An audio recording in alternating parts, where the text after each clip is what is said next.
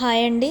ఈరోజు వీడియోలో వచ్చేసి నేను కొన్ని నారు ముక్కలైతే వేసుకుంటున్నాను. ఇవి వచ్చేసి కూరగాయల నారు. ఇందులో టమాటా, మిర్చి ఇంకా వంగ అయితే ఉన్నాయి. ఇంకా మనము గార్డెన్‌లో నారు పోసుకోవచ్చు. లేదు అంటే ఇలా నారు మొక్కలైతే వేసుకోవచ్చు. ఇక్కడ చూస్తున్న మొక్కలు వచ్చేసి నేను పెట్టుకొని 1 మంత్ పైనే అయిపోయింది. ఇంకా ఈ టమాటా మొక్కలను మనం అలా పైకి వెదగనీయకుండా పైన టిప్స్ అనేవి కట్ చేయాలి. ఇక్కడ చూసారా పిండి నల్లి అనేది మనకు అప్పుడే అటాక్ అయిపోయింది. ఇలా మనం చూస్తూ అలా వచ్చిన వాటిని తీసేసి మన గార్డెన్‌కి దూరంగా అయితే పడవేసుకోవాలి. ఇంకా ఇక్కడ వచ్చేసి నేను మిర్చి, టమాటా అయితే వేస్తున్నాను. చూడండి మనకు మట్టి ఈ విధంగా గుల్లగా ఉండాలి. అప్పుడే మనకు పెట్టిన మొక్కలు అనేవి చాలా హెల్తీగా వస్తాయి. ఇక్కడ నేను ఈసారి మిర్చి ఒకటి, టమాటా ఒకటి కలిపి అయితే పెడుతున్నాను.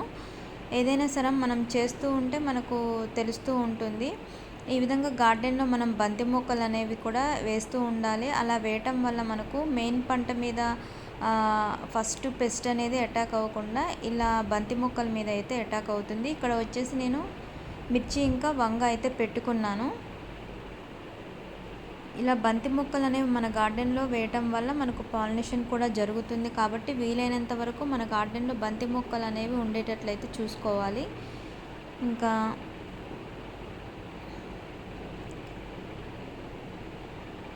మిర్చి మొక్కల్లో కొంచెం పెస్ట్ అనేది ఎక్కువగా అటాక్ అవుతుంది. అయితే వీటికి మనము నీమ్ ఆయిల్ అనేది ఎక్కువగా స్ప్రే చేస్తూ ఉండాలి. ఇక్కడ చూసారా బంతి మొక్కలు. ఈ మొక్కల మధ్యలో కూడా అంటే చిక్కుడు మొక్కలు కూడా ఉన్నాయి. ఈ మడిలో నేను చిక్కుడు మొక్కలు ఇంకా బంతి మొక్కలు అయితే వేసుకున్నాను. అయితే ఈ చిక్కుడు మొక్కలకు చూడండి పెస్ట్ అనేది ఎలా అటాక్ అయింది అంటే కంటిన్యూస్గా వర్షం అయితే పడటం వల్ల మొక్కలకి ఈ విధంగా పురుగు అనేది వచ్చింది.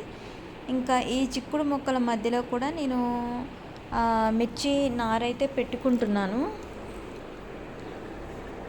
ఇలా మనం నారు అనేది నాటుకోవటం వల్ల చిక్కుడు మొక్కల మధ్యలో మనము మిర్చి మొక్క వేసుకున్నట్లయితే ఆ చిక్కుడు మొక్కల వేర్లలో మనకు నైట్రోజన్ అనేది ఫిక్స్ అవుతుంది. దానివల్ల ఈ మిర్చి ఈసారి ఏమన్నా మనకు క్రాప్ ఏమన్నా పెరుగుతుందా తగ్గుతుందా అనేది చూద్దామనేసి నేనైతే ఇక్కడ ఒక మొక్క అయితే వేస్తున్నాను.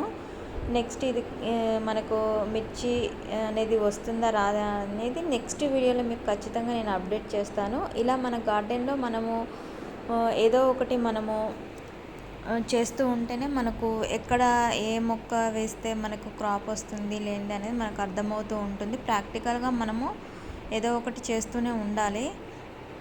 చేస్తూ ఉంటే మనకే తెలుస్తుంది. ఇంకా ఈ చిక్కుడు మొక్కలు మధ్యలో ఇంకా వంగ మొక్క కూడా ఒకటి వేస్తున్నాను.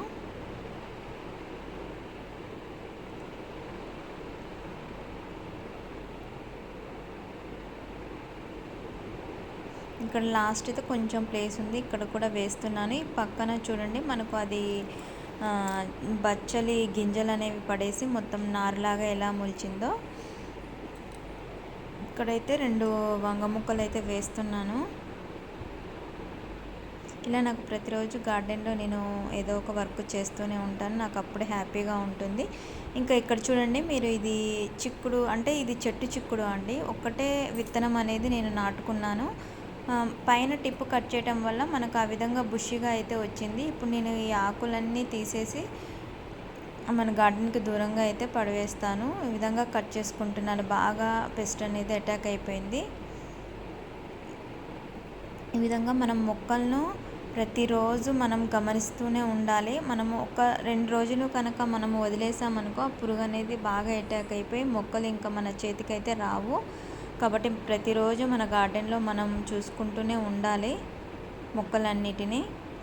ఈ విధంగా మనము మొత్తం కట్ చేసుకోవాలి. అలా కట్ చేయటం వల్ల కూడా కింద మనకు ఆ మొక్కకి కూడా గాలి వెలుతురు అనేది చక్కగా వచ్చి మొక్క కూడా కొంచెం బాగా పెరుగుతుంది.